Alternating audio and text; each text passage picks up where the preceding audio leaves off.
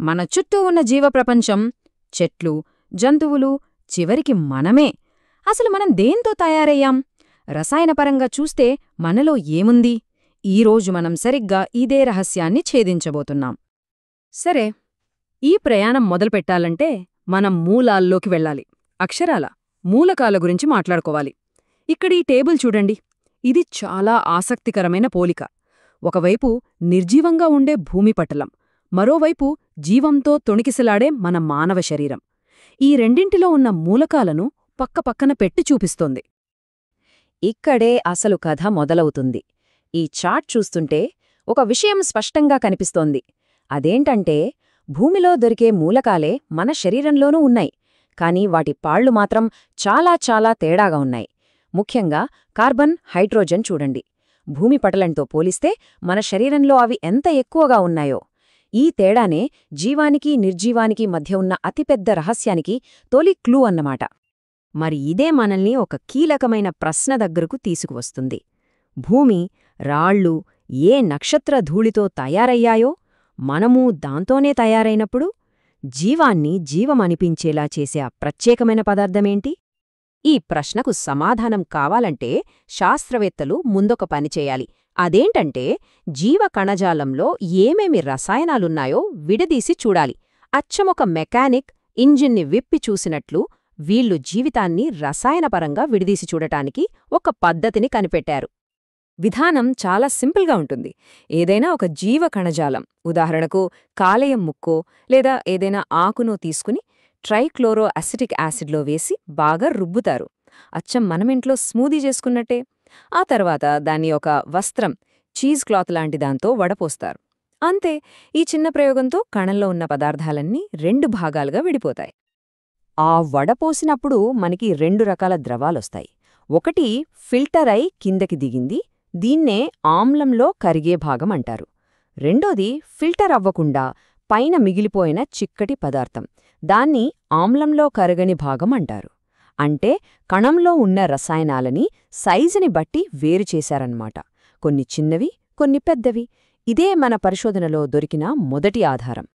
సరే, ఇప్పుడు ఈ 2 భాగాల్లోనూ మనకి ఏమేం దొరకాలో ఆ రసాయన ప్రపంచంలోని అసలు హీరోలని పరిచయం చేసుకుందాం. జీవ కణజాలాల నుండి మనకు లభించే ఈ కార్బన్ ఆధారిత సమ్మేళనాలన్నిటినీ కలిపి జీవాణువులు లేదా బయోమాలిక్యూల్స్ అని పిలుస్తారు. సో కీలకమైన విషయమేంటంటే, ఈ జీవాణువులే మనం వెతుకుతున్న ఆ రహస్య పదార్థాలు, జీవితానికి కావలసిన నిర్మాణ ఇటుకలు. మొదట ఆ ఫిల్టర్ అయిన ద్రవంలోకి చూద్దాం, అంటే సూక్ష్మాణువుల ప్రపంచంలోకి. ఇందులో మనకు వేల రకాల చిన్న చిన్న అణువులు కనిపిస్తాయి. ఉదాహరణకి అమైనో ఆమ్లాలు, చక్కెరలు, న్యూక్లియోటైడ్లు లాంటివి. వీటిని మనం లెగో బ్లాక్స్ లాగా ఊహించుకోవచ్చు. రకరకాల బ్లాక్స్, వీటిని కలిపి మనం పెద్ద పెద్ద నిర్మాణాలు కట్టొచ్చు. సరే, చిన్న లెగో బ్లాక్స్ కదాది. మరి ఆ వడపోతలో పైన మిగిలిపోయిన పెద్ద నిర్మాణాల సంగతేంటి? ఇప్పుడు వాటి గురించి తెలుసుకుందాం. ఇవే కణంలోని అసలైన దిగ్గజాలు, స్థూలాణువులు. సగటున ఒక కణాన్ని తీసుకుని దాని బరువులో ఏది ఎంత ఉందో చూస్తే ఇలా ఉంటుంది. చూడండి, దాదాపు 70–90% నీరే. అది పక్కన పెడితే తరువాతి స్థానం ఎవరిదో తెలుసా? ప్రోటీన్లది. అంటే కణంలో నీటి తర్వాత అత్యధికంగా ఉండేది ప్రోటీన్లే అనమాట. ప్రోటీన్లు ఇవి కణంలో ఉండే ఆల్రౌండర్లు. ఇందాక మనం చెప్పుకున్న అమైనో యాసిడ్స్ అనే చిన్న చిన్న పూసలున్నాయి కదా, అలాంటి 20 రకాల పూసలను ఒకదాని తర్వాత ఒకటి కలిపి పొడవాటి గొలుసులుగా చేస్తే ప్రోటీన్లు తయారవుతాయి. వేర్వేరు పూసలున్నాయి కాబట్టి వీటిని హెటెరోపాలిమర్లు అంటారు. వీటి పనుల గురించి చెప్పాలంటే ఒక రోజంతా పడుతుంది. మన చర్మానికి, ఎముకలకు బలాన్నిచ్చే కొల్లాజిన్ ఒక ప్రోటీనే. ఆహారాన్ని జీర్ణం చేసే ట్రిప్సిన్ ఒక ప్రోటీనే. షుగర్ని కంట్రోల్ చేసే ఇన్సులిన్, రోగాలతో పోరాడే యాంటీబాడీలు, చివరికి మన సెల్స్లోకి గ్లూకోజ్ని తీసుకెళ్లే GUT4 కూడా ఒక ప్రోటీనే. చూసారా ఎంత వైవిధ్యమో? ప్రోటీన్ల తర్వాత ముఖ్యమైనవి పాలిసాక్రైడ్లు. ఇవి కార్బోహైడ్రేట్లు. సింపుల్గా చెప్పాలంటే ఇవి చక్కెర అణువుల పొడవాటి గొలుసులు. మొక్కలు శక్తిని నిల్వ చేసుకునే స్టార్చ్, మనం నిల్వ చేసుకునే గ్లైకోజన్, ఇంకా మొక్కలకు బలాన్నిచ్చే సెల్యులోజ్, ఇవన్నీ పాలిసాక్రైడ్లే. ఇక మూడో రకం న్యూక్లియిక్ ఆమ్లాలు. వీటి గురించి మనందరికీ బాగా తెలుసు. అవే DNA మరియు RNA. ఇవి ఒక జీవి యొక్క మొత్తం సమాచారాన్ని దాచిపెట్టే అణువులు. ఒక బిల్డింగ్ కట్టడానికి బ్లూప్రింట్ ఎలాగో ఒక జీవిని నిర్మించడానికి DNA అలాగన్మాట. ఇప్పుడు ఒక చిన్న ట్విస్ట్. లిపిడ్లు అంటే కొవ్వు పదార్థాలు. అసలు చూస్తే ఇవి చిన్న అణువులే, అంటే సూక్ష్మాణువులే. కానీ ఆ యాసిడ్ టెస్ట్లో ఇవి పెద్ద అణువులతో పాటు పైనుండిపోయాయి. ఎందుకంటే ఇవి నీటిలో కరగవు. కణంలో ఇవి పొరలను, అంటే మెంబ్రెయిన్లను ఏర్పరుస్తాయి. మనం రుబ్బినప్పుడు ఈ పొరలన్నీ ముక్కలై పెద్ద పెద్ద సంచులుగా మారతాయి. అవి ఫిల్టర్ అవ్వవు కాబట్టి పెద్ద అణువుల గ్రూప్లోకి వస్తాయి. సో ఇవి పాలిమర్లు కాకపోయినా స్థూలాణువుల జాబితాలో కనిపిస్తాయి. సరే, జీవితాన్ని నిర్మించే భాగాల గురించి తెలుసుకున్నాం. ప్రోటీన్లు, కార్బోహైడ్రేట్లు, న్యూక్లిక్ యాసిడ్స్ అన్నీ ఉన్నాయి. కానీ ఇవన్నీ ఉన్నంత మాత్రాన జీవం వచ్చేస్తుందా? ఒకచోట ఇటుకలు, సిమెంటు, ఇసుక పెడితే ఇల్లు తయారవుతుందా? కాదు కదా. వాటిని కలిపి పని చేయించే ఒక శక్తి కావాలి. జీవ ప్రపంచంలో ఆ అద్భుతమైన శక్తి ఏంటో ఇప్పుడు చూద్దాం. ఆ రహస్య ఆయుధం పేరు ఎంజైమ్స్. దాదాపుగా అన్ని ఎంజైమ్లు ప్రోటీన్లే. ఇవి చేసే పని ఏంటంటే జీవరసాయన క్రియల వేగాన్ని కొన్ని లక్షల రెట్లు పెంచుతాయి.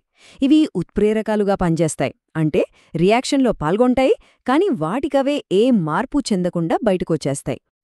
వీటి శక్తిని అర్థం చేసుకోవడానికి ఒక చిన్న ఉదాహరణ చూద్దాం. మన శరీరంలో కార్బన్ డయాక్సైడ్ నీటితో కలిసే ఒక రియాక్షన్ జరుగుతుంది.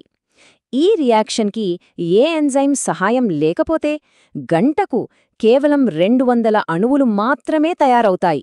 చాలా నెమ్మదిగా ఉంది కదా. అదే రియాక్షన్కి కార్బోనిక్ అన్హైడ్రేజ్ అనే ఎంజైమ్ను జోడిస్తే ఏమవుతుందో తెలుసా? గంటకు 200 కాదు, ప్రతి సెకండుకు 6 లక్షల అణువులు తయారవుతాయి. ఒక్కసారి ఊహించుకోండి, గంటకు 200 ఎక్కడా, సెకండుకు 6 లక్షలెక్కడా? లెక్క వేసి చూస్తే ఈ ఎంజైమ్ ఆ రియాక్షన్ వేగాన్ని ఏకంగా 1,000,000 రెట్లు పెంచిందన్నమాట. 1,000,000 రెట్లు! ఇది ప్రకృతి చేసిన అద్భుతం కాక మరేంటి? ఇంత వేగాన్ని ఎలా సాధిస్తాయబ్బా? అవి క్రియాశీలక శక్తి లేదా యాక్టివేషన్ ఎనర్జీని తగ్గిస్తాయి. అంటే ఏ రియాక్షన్ జరగాలన్నా దానికి కొంత శక్తి అవరోధాన్ని దాటాలి. ఒక పెద్ద బండరాయిని కొండమీదకు తోసుకెళ్లి అవతలి వైపుకు దొర్లించడం లాంటిది. ఎంజైమ్ ఏం చేస్తుందంటే ఆ కొండ ఎత్తునే తగ్గిచ్చేస్తుంది. అప్పుడు చాలా తక్కువ శక్తితోనే బండరాయిని అవతలికి తోసేయచ్చు. రియాక్షన్ చాలా వేగంగా జరిగిపోతుంది. చూసారా? ఎక్కడో నక్షత్ర ధూళిలో ఉండే సాధారణ మూలకాలతో మొదలుపెట్టి అక్కడి నుండి సంక్లిష్టమైన స్థూలాణువుల వరకు, ఆపై వాటిని 1,000,000 రెట్లు వేగంతో పనిచేయించే ఎంజైమ్స్ వరకు వచ్చాం. మొత్తం మీద ఇదే జీవాన్ని నడిపించే ఒక అద్భుతమైన రసాయన పరికరాల పెట్టె. ఇదంతా తెలిసాక మన మదిలో ఒక చివరి ప్రశ్న మిగిలిపోతుంది. సరే, మనకొక జీవకణంలో ఉండాల్సిన అన్ని రసాయన పదార్థాలు తెలుసు, వాటిని వేగంగా పనిచేయించే ఎంజైమ్స్ కూడా తెలుసు. ఒకవేళ వీటన్నిటినీ ఒక టెస్ట్ ట్యూబ్లో వేస్తే జీవం పుడుతుందా?